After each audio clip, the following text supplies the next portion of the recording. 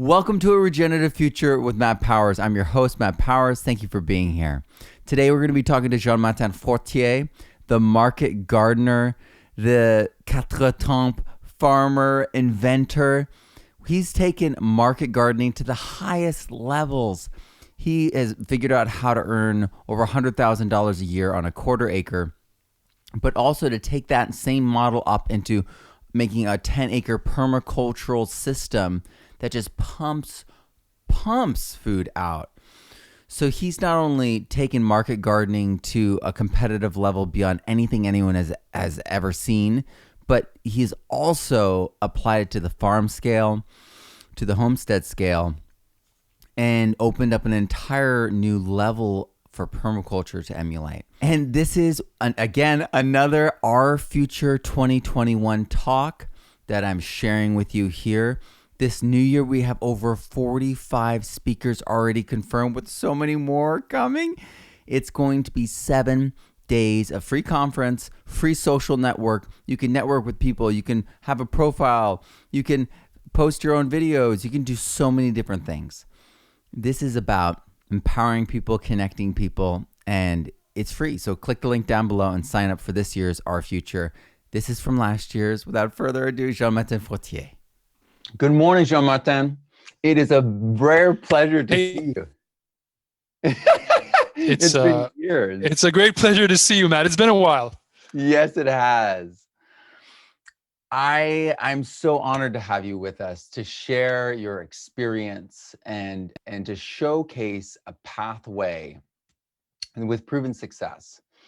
And market gardening for so many people right now is being seen as the way that people should get food. People are realizing the brokenness, the danger, and the impersonal nature, lack of control, lack of really knowing what's going on with our food system. They want to know their farmers, they want to know where their food's coming from, and they want that regular connection. So what got you into market gardening originally?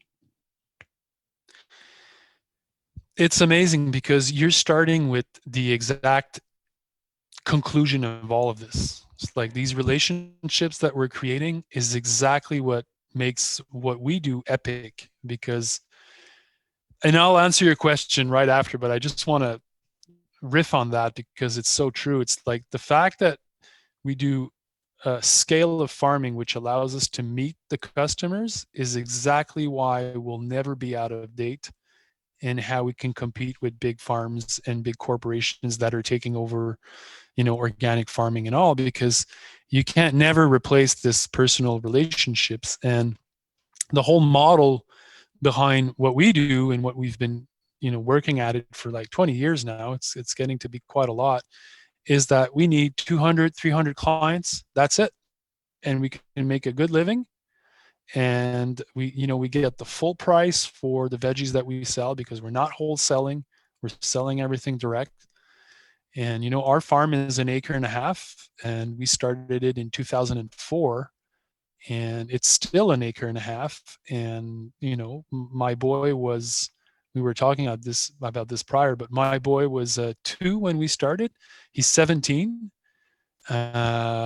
We've managed to raise our kids and live in the countryside and be part of our community and train many farmers that are now farming that came through our farm, and 1.5 acres. And that's all we needed to make it happen. And to answer your question, so I started farming because I didn't know what else I wanted to do. I met Maudela and my wife at university. We studied ecology, environmental disaster together, and we knew that we wanted to somehow fix what is being broken, and still. And big magic happened. We went traveling. We went to Mexico. We went to New Mexico, and there we met a community of people that were big on farmers market. And then we met a French Canadian grower that was the salad king of Santa Fe, and we trained with him, and that's how I just got the idea of becoming a farmer. So role model was big for me. Well, Well, a Yeah. huge part of this event is showing the pathways, showing the role models. Mm. So what, Yeah, it's important. yeah. So what was it like to start out? How did it begin for you? Well, it really started with us just being super open. Mm, We left, Montreal, and we went to the West Coast. We went to Mexico first, and then we went to New Mexico, and just meeting people that were living in earth ships, building earth mm, ships, seeing houses that were made out of cob, and just kind of people living in the desert, fully autonomous. Uh, Meeting people that were farming, just like coming from a background where I've never been on a farm before. I was skateboarding and snowboarding, and it's just that was my teens, and just like seeing people that were different, living differently, wow. alternatively, and having a blast, and so I was super open to to newness, to differentness. And then when I went to Santa Fe and we were at the farmers market working the market with Richard, it was just amazing, like the power of this community and the respect they had for farming and for farmers, and just like the hype on Saturday morning. It's just like a complete experience, different than going to the grocery store, which Mm, sucks. But I didn't know that because I grew up in grocery stores, and I there weren't any farmers market when I was a young kid, and my parents didn't bring me there. And so it's just like this whole immersion into a different way of living, and I liked it, and I still do today. wow, that's such an excellent answer. I I was asking more about how you started the CSA in your home Hmm. community. Did it So we start lived with in a friends teepee and for 2 years. oh, We oh, we we borrowed land. We called people that we didn't know, and we said, you know what? They had a farm to table place without a farm. It's kind of funny. They had a little micro garden and said, we're looking for a place to farm. We were just coming back from 2 years in the United States, and we want to do something with hand tools, and we need an acre. And they're like, yes, they were French, like, oui, exactly, please come. We want this. You want this? It's fine. And then we came and we lived in a teepee for 2 years on this piece of land, and then we set up greenhouses. And then there was a farmer that was quitting, so we took his CSA. We had 30 families from the get-go, 16 weeks, and we pulled that off. We started a small farmers market. A Saturday, we were selling $200 worth of veggies, and for us, that was amazing. Like $200 back then for me was a lot of money, and that's how we started. And then the second year, we went to 50, and then the farmers market picked up. And then the third year, we bought the farm, which we've been farming for 15 years. So that's incredible. that was That's the such an incredible and then story. and then we scaled up the first year. We went to from 50 to 100 CSA clients. I remember the first year, I think our sales were around 20,000. The next year, they were around 45, and then it went to 110, Hmm. because after that, we set it up right. We we kind of knew more what we were doing, and the farm setup here at La Grelinette, which is the farm that's kind of explained in my book, The Market Gardener, is a home run on so many levels. But the design, all the specs, all the way we've set it up, it's still the same setup 15 years later. And so we were really lucky to pull that off. But I had visited probably 40 farms before setting this one up. So I kind of had a good intuition about how to do things. But again, my genius was with me, and I got lucky on that one. Did you write the book, The Market Gardener, while you were creating that farm system? Did the research like translate into a book and you're like, I could turn this into a book? For me, organizing my mind, I actually have to write out like an entire book anyway to Yeah, really understand sure. anything. Yeah, writing is a great way to structure your thoughts. No, I agree.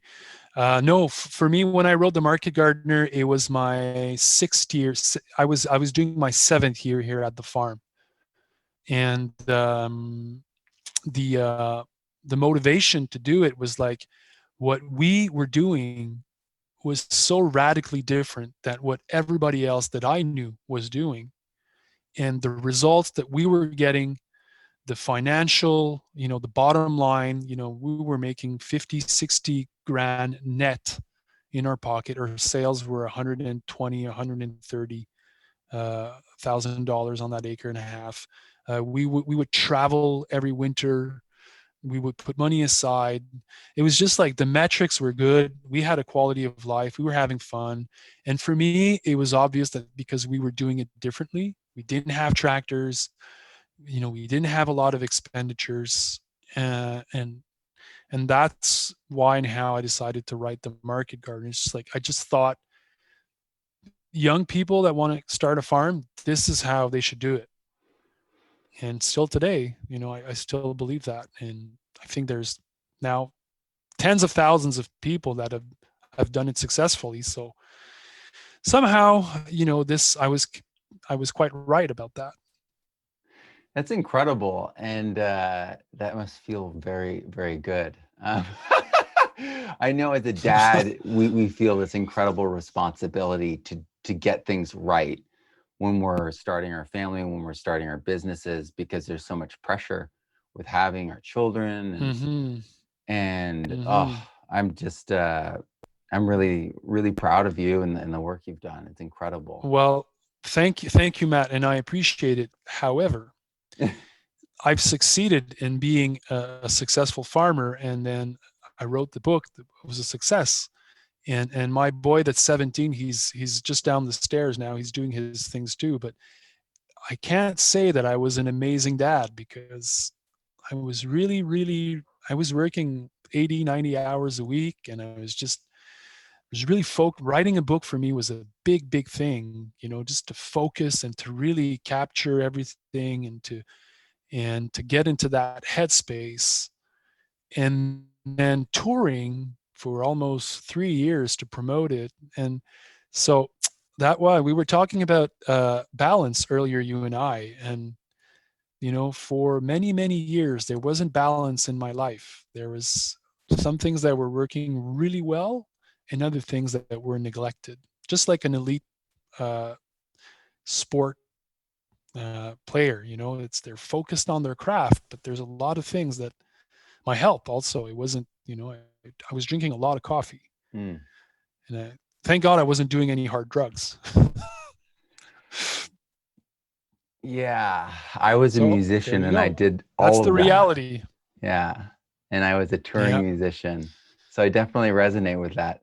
The Oh, reason when you met me yeah, that I had my 8-year-old son with me at Permaculture Voices was because I came yeah, from the music touring and drinking world, and I couldn't risk that. So for me, I have that yeah, balance. I made that decision because I almost died like 20 years ago. But yeah, I think there's times and seasons and there's lessons that we learn. And if we can recognize it, there's always, almost always, I should say, an opportunity for change and for good things still to happen. yeah.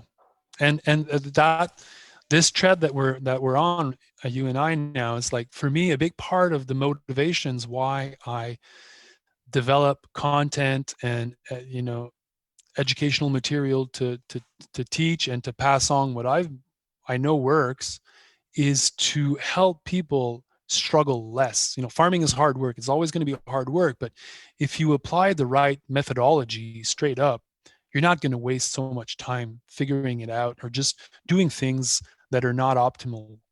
And so a big part of my work in the last 6, 7 years has been just like figuring out exactly how to do things, in a better way or in a proper methodology way, and then just passing it down. And because it doesn't need to be a struggle. For me, I had Elliot Coleman book. That was pretty much it. there was nothing else. When I started, there wasn't internet. There wasn't what's available now. There wasn't a Curtis Stone that's doing, funny videos about how to do salad greens. There's nothing. And so that's been a really big motivation for me to just kind of pass it down. These things works, and just to lessen the strength, the hardship of doing this work. It doesn't need to be that way, but that's how I did it.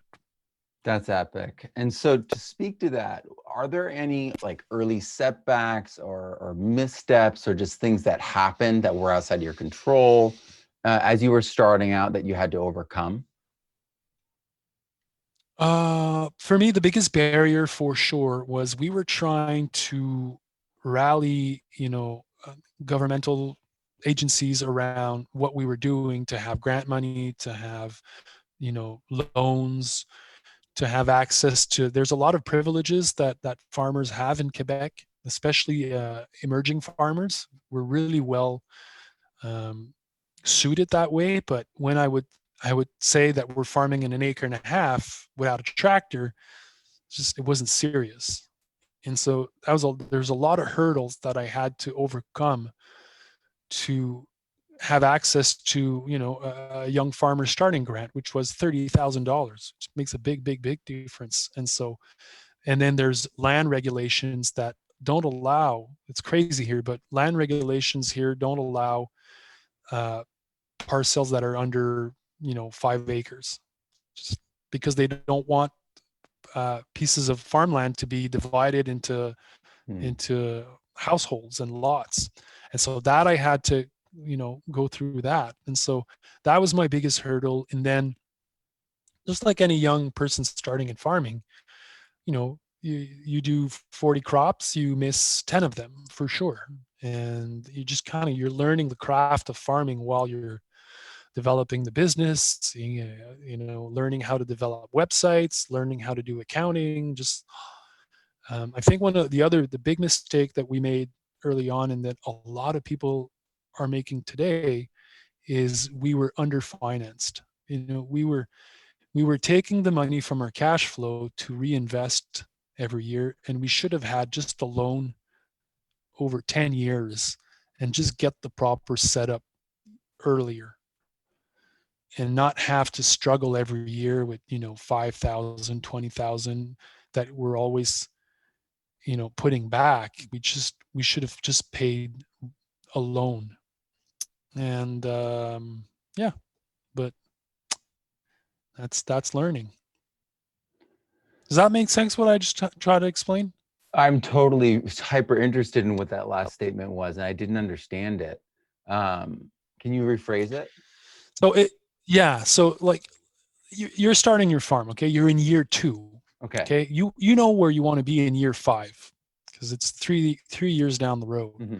You need greenhouses. You need a washing station. You need a Jang seeder. You kind of know what you need, but you don't have the cash to buy it.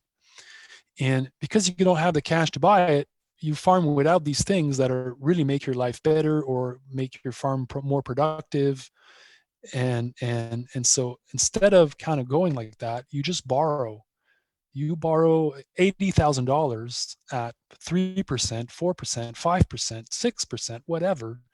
And then instead of paying $5,000 or $6,000 of your cash flow every year, you pay $5,000, $6,000 of interest loan and payback, but you have $80,000 the first year, not $5,000 or $6,000. Does that make sense?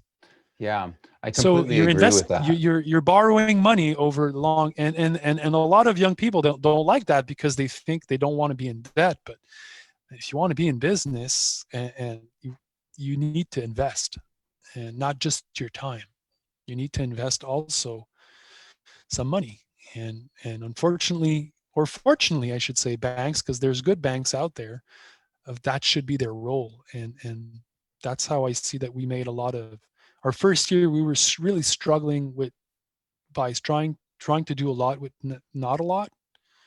And it was when we started to invest just like the farming just got more efficient, and just like production skyrocketed, and with the same amount of effort, we were producing twice as more Yeah, do because you we think had it's like better a level of gear, better. commitment too?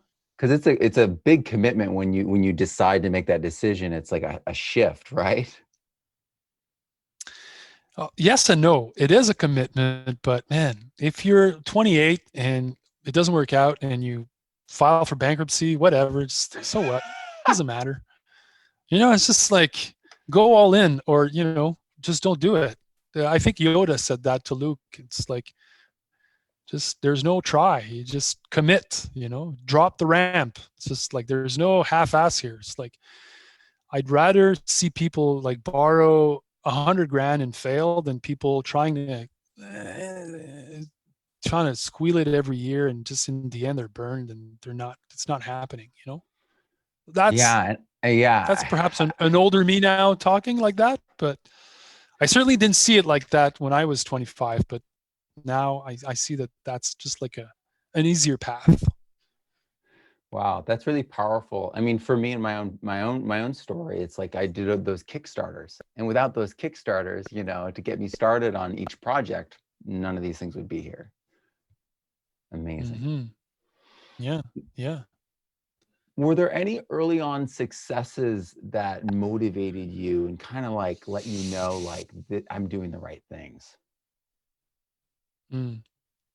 Yes, many, and I think it's kind of that's a. I've always felt that we were kind of lifted in a way, and I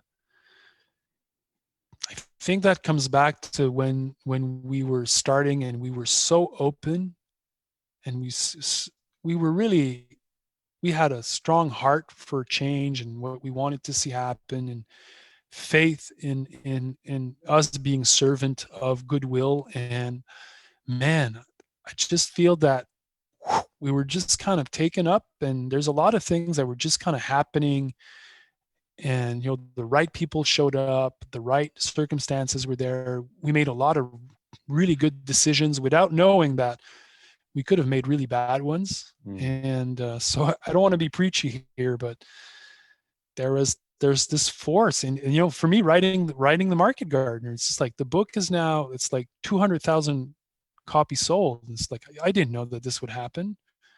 I just committed to the process of making a really good book, and I wanted to have a positive influence on young farmers, and then so anyway, that's kind of my answer to you.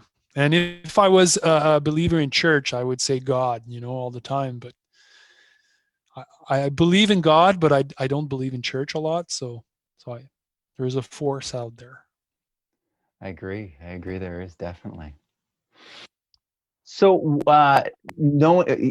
thinking about what you had said earlier about how the past 6 years, 10 years, you've been really refining things. Is there anything that you wish you had known early on that you're doing now that's in your new programs, and that maybe someone has the Market Gardener, but maybe they want to check out Growers and Co.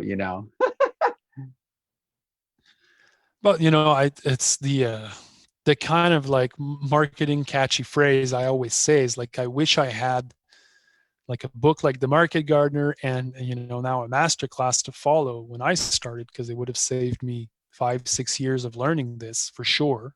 That's guaranteed. But it kind of made me learning these things was for me.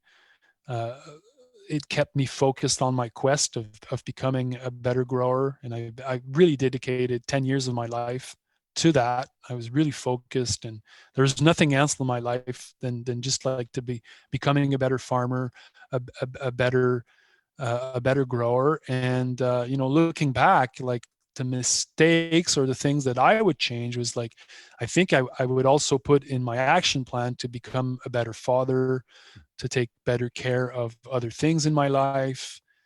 I was really kind of, but perhaps that's what it takes to do what I did. So it's how it I is. I tend to defend that position because at times we need that. We need people to be the trailblazers. That means they're going into territory where they're alone. And For sure. I've worked 18-hour days for months on end too. And you get a Yeah. little crazy. And it can be hard on relationships and hard on families. But I always remind myself of like one of like the original telescope creators.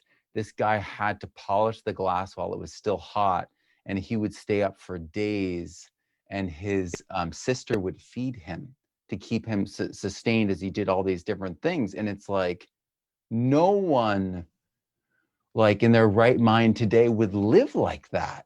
But it's like, but without Oh, that kind of driven, trailblazing, relentless pursuit of what is right, what is needed, we don't get progress. And that's, I think it's very human. I fall prey to it all the time. My family has learned to just kind of like enter and like turn things off and rip things out and like grab me and kidnap me from myself. But yeah, it's real, and there is serious value in it. well, yes, and that's why I was talking to you earlier about balance versus harmony, Mm-hmm. because what you're describing, what you went through and I went through and other perhaps are going through now, is like it's a disbalance because there's no balance with your personal life, your work life, or whatever. You're focused, you really.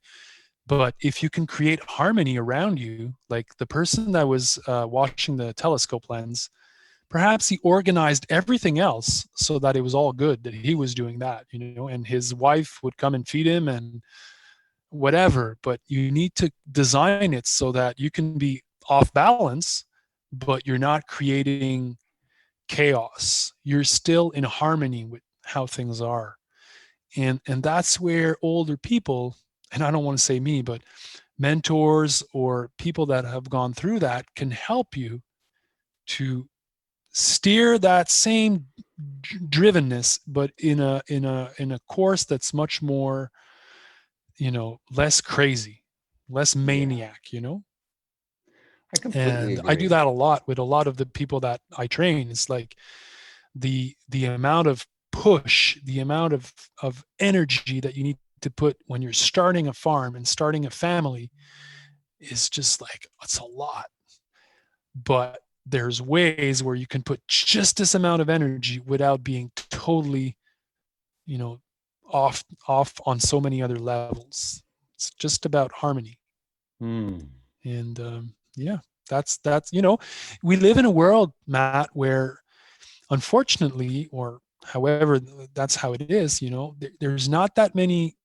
There's role models out there, but they're usually not so personal anymore. They're role models that we see elsewhere. But to have somebody that's with you in these processes, that have been through them, and that are kind of like with you along, and then they're teaching you stuff sometimes, that's a really important part of life. And I'm fully that now to so many others, and I like that role, and I think it's an important one. And yeah, so That's incredible. there's That's yeah. really, really valuable. I think that there's such a need for that in so many different fields right now. That kind of mentorship Hmm. towards these regenerative paths. So speaking of which, why initially was the well, you mentioned it a little bit, and you don't have to share if it's too personal, but the organic regenerative permaculture side of things, what initially attracted you to that? And why was it so important to you? For me, it was health too. Hmm. For me, it wasn't health. It Oh, was it was design. No, it's funny because I would go to Permaculture Voices, and you were there, and for me, I've always been super attracted to design, and permaculture was kind of what was what I really liked. And permaculture, this, for many people it's such a different thing, and we get different thing out of it. But for me, the design aspect and seeing these layouts of how things should be organized. And when I read what's his name, the guy from Australia, the founder of permaculture, Bill Mollison. Like, when I was reading Bill Mollison, what was really catching my interest was when he was talking about zones and why zone 1 is the most visited. You place it, in the middle, and then as you're expanding your operations, the less visited zones are elsewhere and further. For me, that was just like, that's what I was wanting to get more out of. And it translated a lot into the new farm project that I started in 2015. If people want to look it up, Ferme Quatre Temps, so FQT farm. It's a market garden, but it's surrounded by an ecosystem that was designed, and it's just like, it's amazing. And creating a space for nature, for ecology in the market garden or around it, was something that I was really, really, interested in, and still today. I think design is how we're going to fix things, and I really believe that, because we've broken so many things. It's up to us to fix it now, and smart designs, and that for me is what permaculture was really. Was it different for you? Yeah, for me, it was solutions. It allowed me to be non-political and give like real answers to kids in a high school setting. But it's interesting when you talk about Quatre Temps, Farm Quatre Temps. I interviewed Jonathan 4 years ago on it, right when it was beginning, and he was starting on that. So how is it going? What's like the status update? I'm super curious.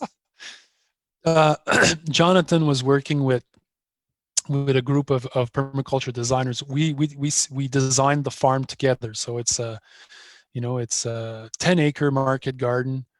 I train 10 farmers that come for a 2-year program every year. So there's 5 that come in, 5 that come out, and it's a market garden. So we farm with hand tools, BCS, everything that we were doing at my farm, but we've kind of scaled it out because we wanted to train more people, and we wanted to have them live an experience of high pressure farming. It's like, there's a lot of volumes there. We generate $700,000 of produce per year on that piece of land, and in a week that's $30,000, $40,000 of veggies, and there's 10 of us, and we have no tractor, and it's heavily optimized. But so we drew it from scratch. But Jonathan and the friends, they don't talk to me anymore, because they say, JM, it's fun when we do things with you, but it's like a car that doesn't have any brakes. It's just like, we were working a lot, and we were designing a lot of cool stuff, working with hedgerows and designing that, and just like creating ecological niches everywhere. And just, it was, for them, I think they're still tired of this 2-year, because the story is this farm is funded by a very wealthy billionaire. And he said to me, JM, it's like, I want you to do this farm, and I want to be partner with you with a farm school, but I just want you to make sure that you create the best farm in the world. And here's the check, blank check, just do it. So it's like, okay, well, and so when you want to do something epic, you really need to dig down and research and just be crazy in a way. And so we're not in bad terms, but they took a break from this high energy I can have. Wow. So that really begs the question, because you've seen this sort of exponential growth, this ramping up, this no breaks farm. Maybe this translates to no breaks nature, and and healing and regeneration. Do you have an optimistic view of what's possible through regenerative means? Yes. Yes. And yes, I have. I do think it's not a sure win though. Like I think there's a big probability that we're all going to die. I think that's very likely.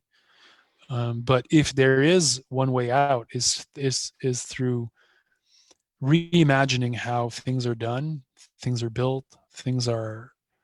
And I really think that small scale farming on a daily basis, people doing it, people buying their food from small farms, and this whole relationship that we started this conversation with, I think this is how things should be geared towards. Human scale, everything. Perhaps not cars, but human scale interactions, community services, governments, farming, and just more of better, not bigger. But it's not a for sure win. There might be some, I don't know if the temperatures keep rising and the snow caps melt, perhaps we'll figure out a solution to that, but perhaps not. So, but I am optimistic, however. Does that work? Yeah, Can I that say works. these things in such ways? And it's okay. It's okay.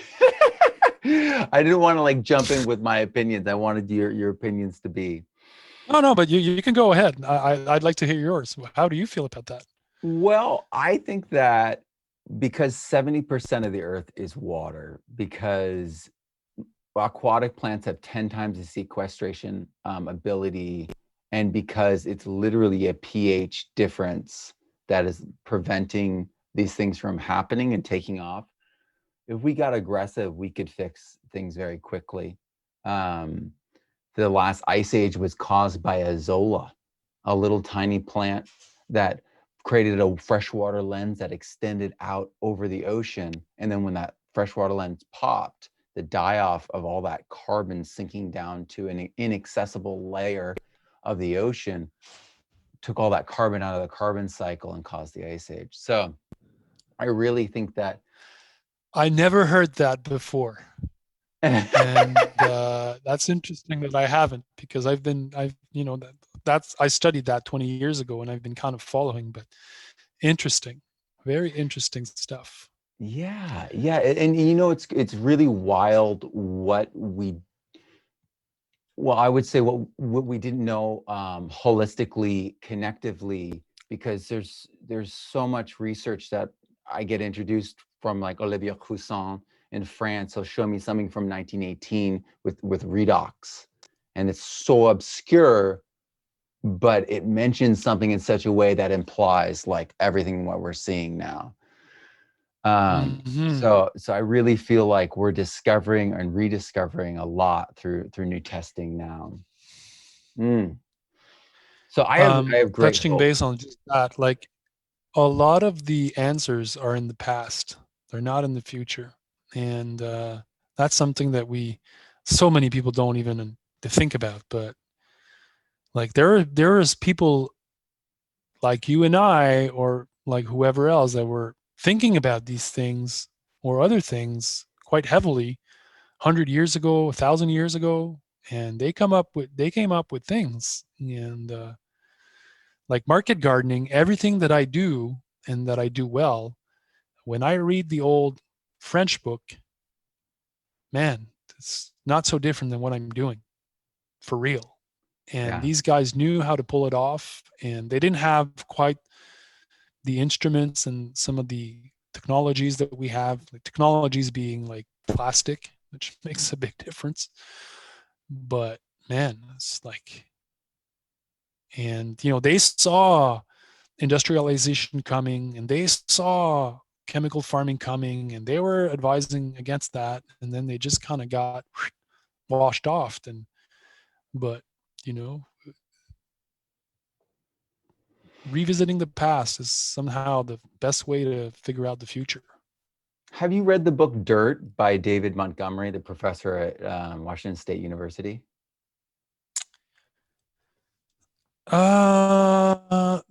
No. It talks about, Kind of it rings a quotes bell, but throughout time, different people talking about soil and agriculture, and it follows a thread. It's called Dirt, Erosion of Civilizations.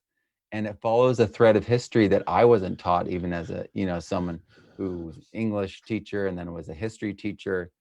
And George Washington was focused on contour plowing to try to stop erosion. I'm like, you know what I mean? he was on to what Yeomans eventually articulated.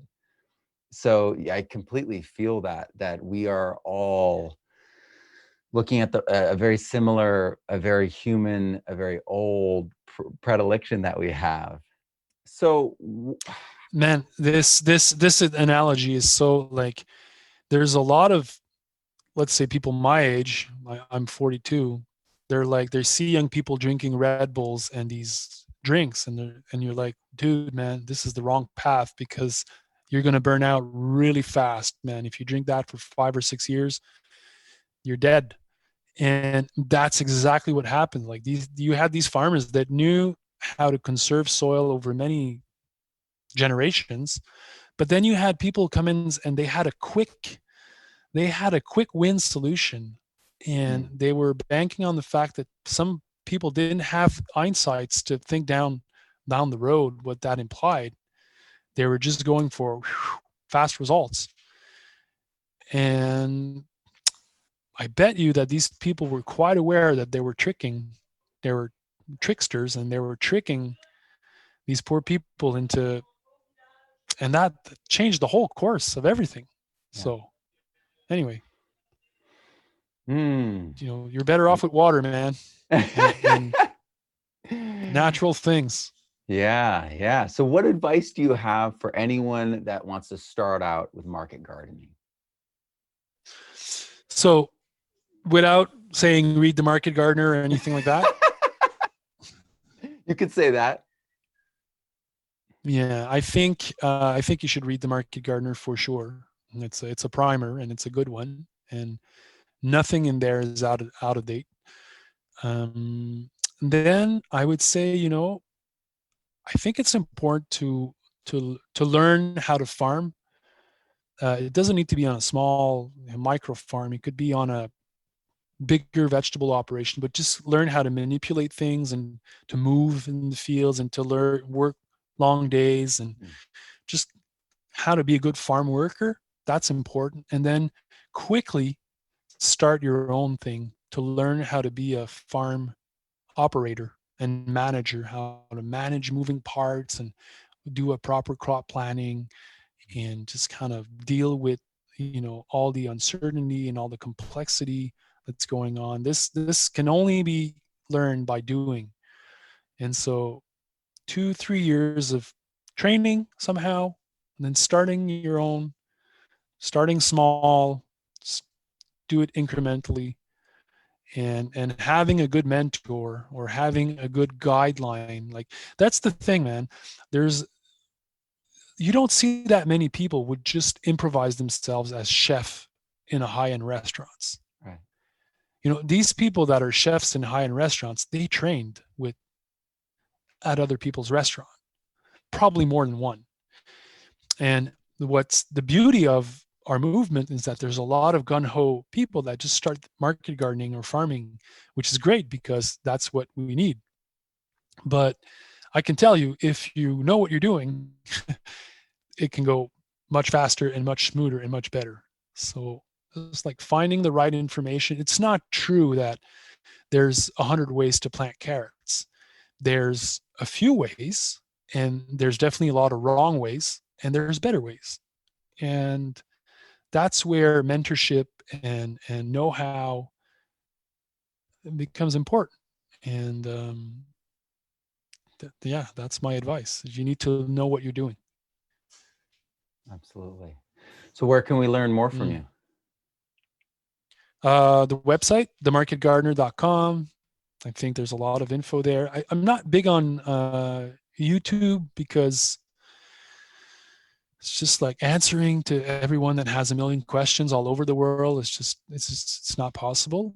And so the masterclass is all the info's there. And then I talked to you about Growers and Co, the magazine. It's biannual. It's really cool. People can check it out, growers.co. And we're building it, and we need people, if they want to join in what we're doing there, that'd be super cool. Yeah. So these are the two websites. Thank you so much. I'm so excited for this year and for all the things you're doing. I dream of visiting Quatre Temps farm. I dream of that. I'm so excited to see it. Anytime, and bring a copy of your book.